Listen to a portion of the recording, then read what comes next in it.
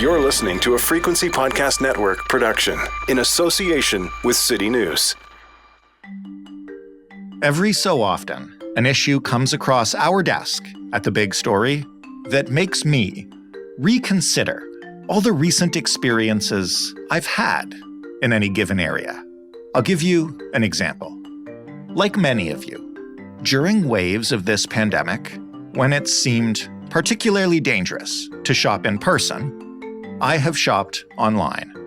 I've relied on digital retailers for everything, from groceries to household items to subscriptions to streaming media and digital news and books and everything else that has kept us sane during these, by now I guess totally precedented times.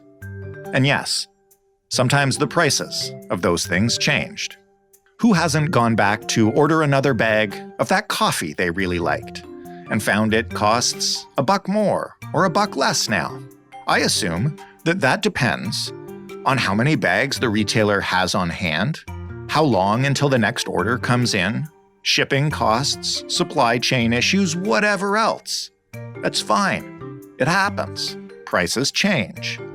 Where I start to do a double take, though, is when I learn that the $1 more or $1 less for the coffee is not about who the retailer is and what their costs are, but about who I am and where I am. This is called dynamic pricing, where you pay $1 more than I do for the same coffee from the same retailer at the same time, because you happen to live in a poorer neighborhood. Or I pay $1 more than you for one book, because the algorithm knows how much I like that particular author and knows I won't want to miss this one. Do we know when this kind of stuff is happening? Nope. Is it happening far more than any of us think? Oh, probably. Is it illegal? Not at all. At least not yet. Should it be? Let's discuss that. I'm Jordan Heath Rawlings. This is The Big Story. Vass Bednar is the Executive Director of MPP and Digital Society at McMaster University. She is the author of a blog that examines the digital economy called Regs to Riches, including, in one of her recent posts, dynamic pricing. Hi, Vass. Hey. Why don't you start by telling me, where did dynamic pricing begin? And I'm going to say, I feel like my first encounter with it was buying sports tickets to the good matchups. Yeah. So where did it begin? I mean, in an online context, prices have always had some element of dynamism. And the sports example is a really good one. Another one that people are very familiar with is airplane tickets, right? There's a finite amount of them. And based on the, demand for that route or the amount of time you're booking ahead, you might get a slightly different price. However, the kind of dynamic pricing that I also want to point to is, maybe we could call it hyperdynamic, or it's often referred to as personalized pricing. And that's where in an online context, the price that is advertised to you is for you and only you. And it's could be based on all sorts of things: the type of device you're using, the shopping you've done in the past with that particular site, your geography, etc. So it's kind of like your sports example, but I don't know, to be sporty on steroids. Does that help us with the analogy? Right. No, it does, but it's also kind of reversed, right? Because when you're talking about sports and airplane tickets, the prices are changing based on what I'm buying, be it, a Thursday night matchup against the Royals or a primetime Sunday matchup against the Boston Red Sox. But what you're talking about with this hyperdynamism is prices changing not based on what I'm buying, but on who is buying it. Yes, who and also potentially when. So we see these examples. I mean, examples through Amazon end up being the most maybe popular or dominant in terms of examples you can find in online chatter. There was recent research on looking at Tinder, actually, that the Mozilla Foundation teamed up on with Consumers International, and it found that people could be charged up to 5 times more for the same service. What do they base that on? On Tinder, on your attractability? I guess your willingness to pay for certain features or what other people have paid for in the past. But again, what it does is it sort of challenges consumer expectations, right? Where is it reasonable for us to expect that you are getting the same price for paper towels advertised to you online as I am? And in very many cases, we probably are. But in other cases, we aren't. And we have no way of really knowing that with any clarity. And we can't haggle or bargain with the algorithm because there's no opportunity to understand the forces that are setting those prices. Do we know, and I mean, this is a pretty broad question, but do we know which businesses online are using this kind of system and which aren't? Is there any clarity there? I mean, all kinds of firms are, slightly modifying prices in different ways. And again, maybe it would be more helpful for me to kind of distinguish between first degree price discrimination, which I'm trying to talk about, right? Something that gets us closer. It's very data driven to a calibrated price that is based on your probability to and willingness to pay, et cetera, et cetera. Whereas secondary degree pricing, it's a little bit more blunt, but it's still kind of pseudo personalized. Those can come through discounts from loyalty programs, right? Different people have a different price. Right. And then third degree is more like a military discount or seniors discount or student discount. So there's a different price available for people of a particular group, but that price is the same for everyone in those groups, right? It's not kind of recalibrated. We see in a brick and mortar context that some grocery stores, this is a US example, but are starting to use electronic price tags.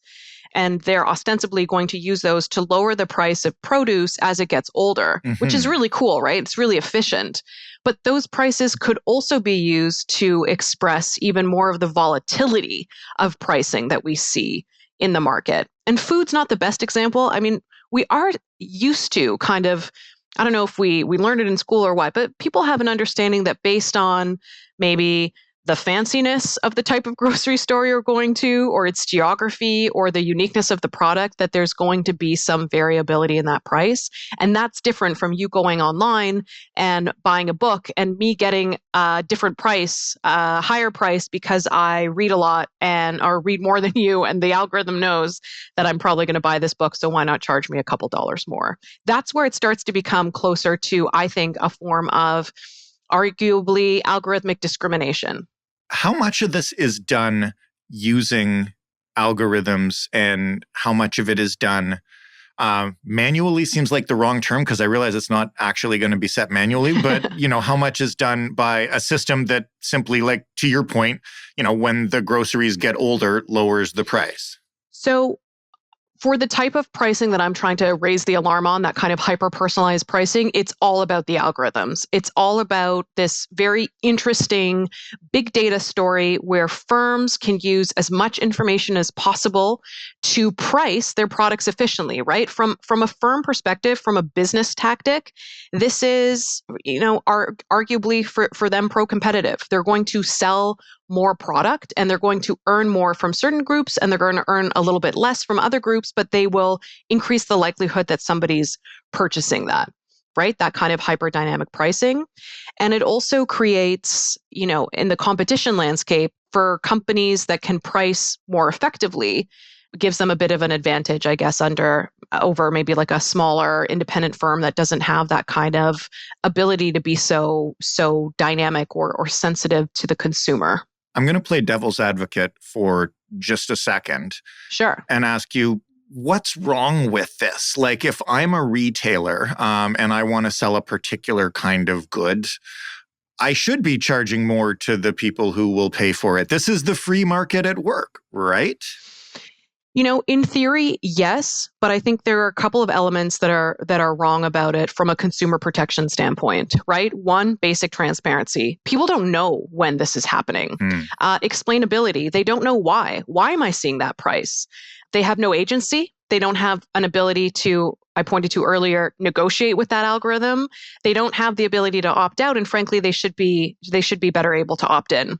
There is a version of, where this isn't an algorithmic hall of mirrors, that this is a hyper perfectly priced, efficient marketplace where students, recent graduates are paying less for milk because they're, fresh out of school and, people who are salaried are paying a little bit more and that's kind of offsetting.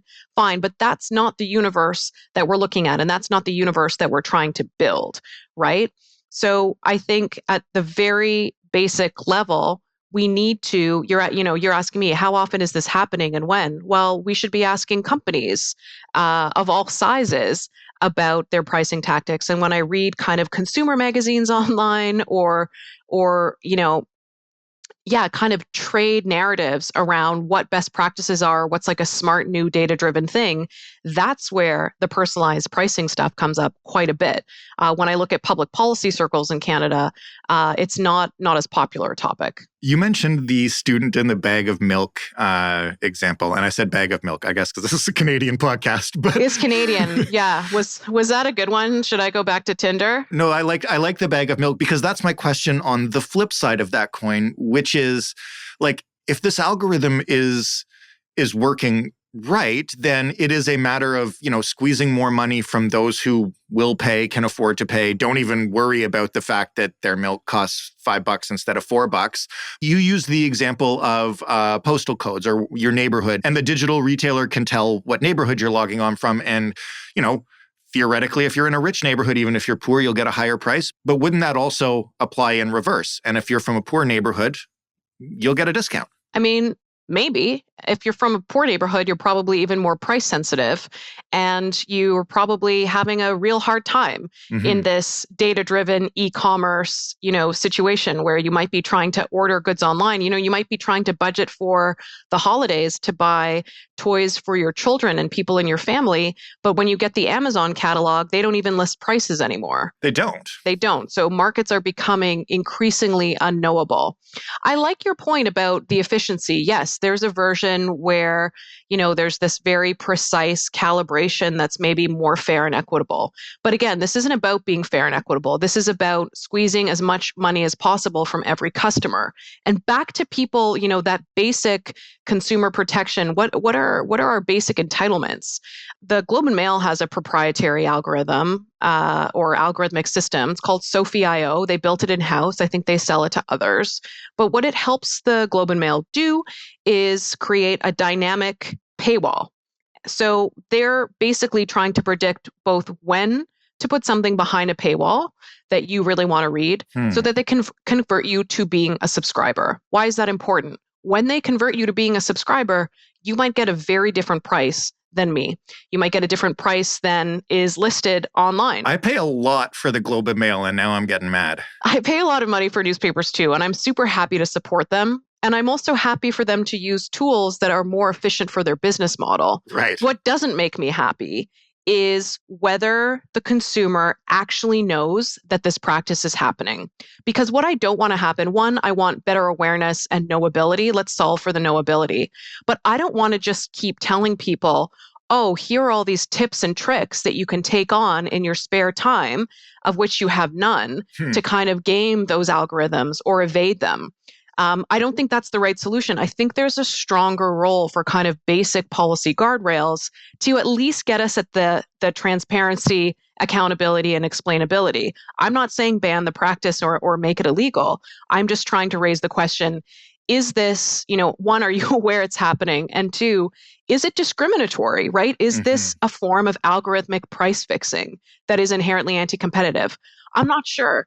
Other people are much smarter on these issues than me. I'd love to be talking about it more. I want to talk about the policy in a sec, but first, just because you mentioned it and because I had it on my list. Yeah. How can people get around this? How can I tell if Amazon is giving me a dynamic price or if this is just the price of whatever I'm buying? How can I get the other price if I want it? Fighting tech with other technologies, right? There are a couple of browser plugins that are actually Amazon specific. One of them is called Keepa.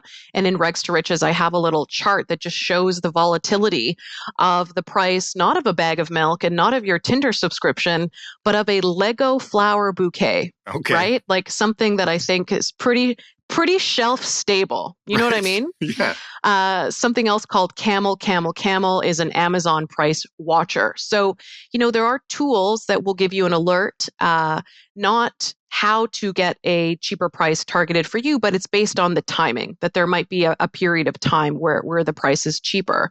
We came out the gate talking about sports and travel when there was a website. A very young man made a website called Skiplagged in the US, and it helped people find loopholes for cheaper airline tickets. And basically the hack was that it's cheaper to buy a flight that has like a stop often and get off at that stop instead of continuing on to your final destination. Counterintuitive because there's 2 stops instead of 1, so it's an indirect flight, but you kind of make it a direct one. I hope I didn't make that too convoluted. It was sued by United Airlines, not successfully, but a major airline actually, sued this person for that tool, which to me suggests that, businesses don't really want consumers to be able to hack that. Other things people can do, clear their cookies, use a different device. There's lots of little tips online, and sure, they're best practices. But again, I don't think people, especially in this period of inflation, especially when we're seeing more price gouging than before, I don't really think it's appropriate to only champion to people that they take on these practices. I think we need to do a little bit more to bring the practice to light.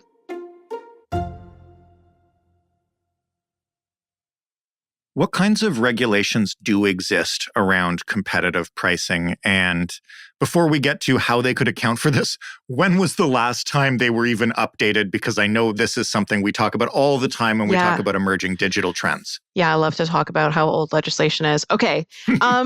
We do have different tools related to pricing broadly. Right? We see Canadian officials taking on drip pricing. I think it's actually might end up being officially banned when we see some forthcoming amendments to the Competition Act, perhaps in the budget bill. Drip pricing occurs when the advertised price is different from the final price. The most, maybe a common example is like when you're browsing Airbnb bookings, and then they're adding on the service fee and they're adding on the cleaning fee and all that stuff at checkout, and the price seems so much different than what was advertised. So that's a form of deceptive pricing that is unfair. People are looking more at price gouging, especially in a pandemic context. Roughly 26% of recent price inflation can be attributed to higher corporate profits. That comes from a recent report from the Canadian Centre for Policy Alternatives, CCPA. And in the pandemic, we had different provinces introduce legislation to crack down on pandemic price gouging. So it's not that we're totally asleep at the wheel when it comes to pricing.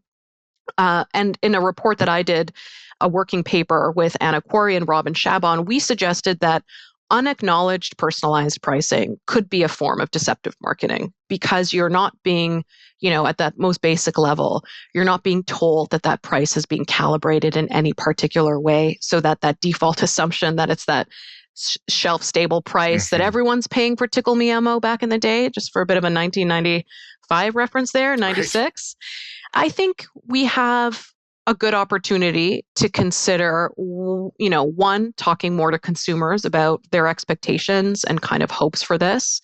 2, speaking to firms about where the guardrails should be if they are using a practice like this, which again, it's not illegal, but just because it's not illegal doesn't mean I have to like it.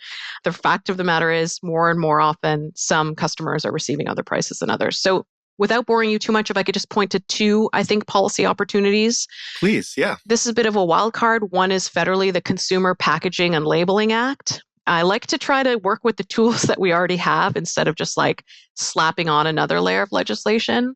But this is an old piece of legislation, and it currently dictates like what a firm must tell a consumer on a label, like about that product. So if price is an aspect of labeling, where advertising that product, that price of the product promotes the sale of the product, then is something like that catalog with no price, is that a product that's fundamentally unlabeled.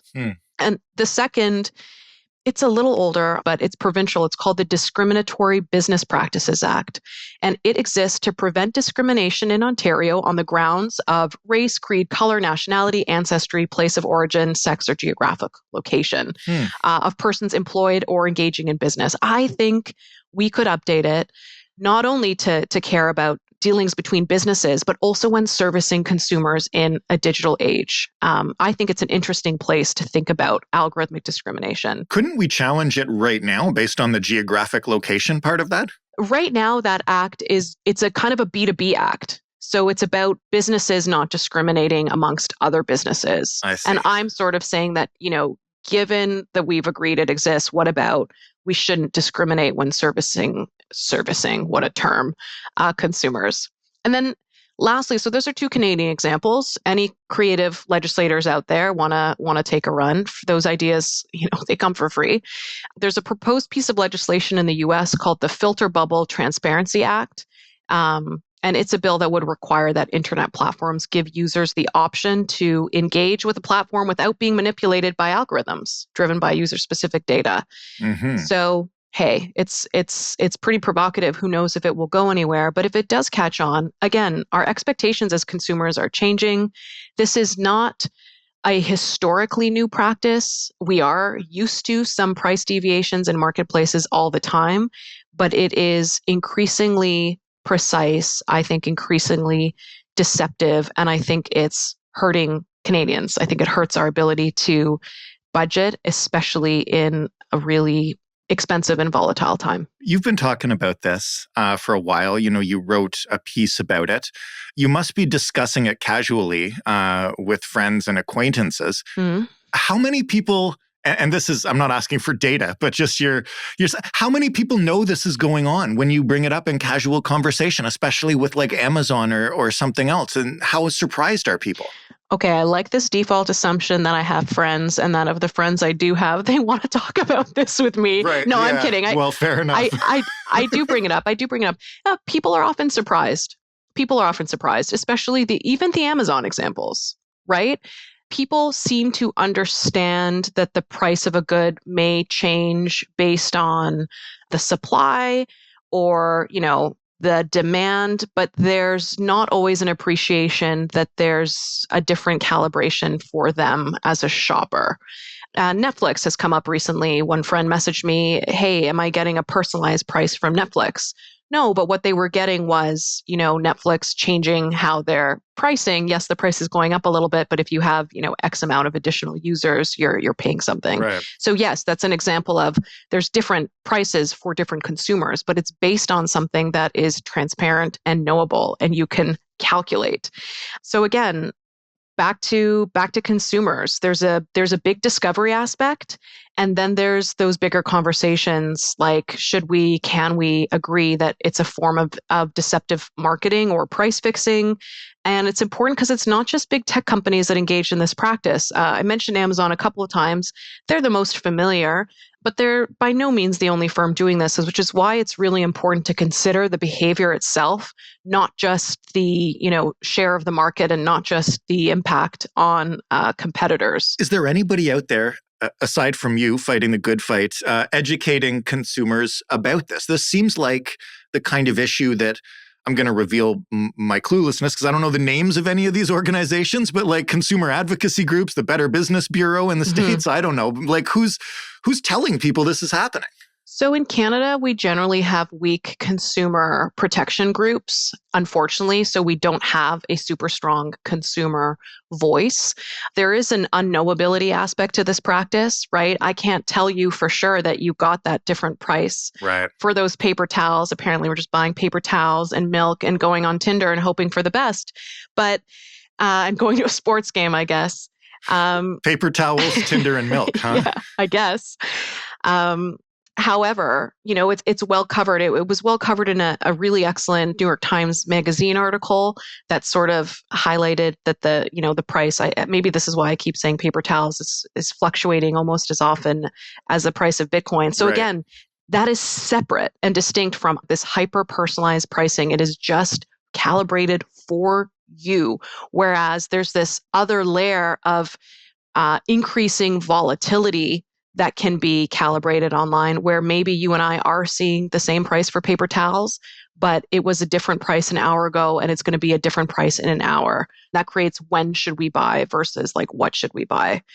And once again, in this context of inflation and price gouging, I do think price matters more than ever. And I wonder if being able to advertise a stable, uniform price will become something that's maybe trendy from a marketing aspect, right? But we're not going to discriminate.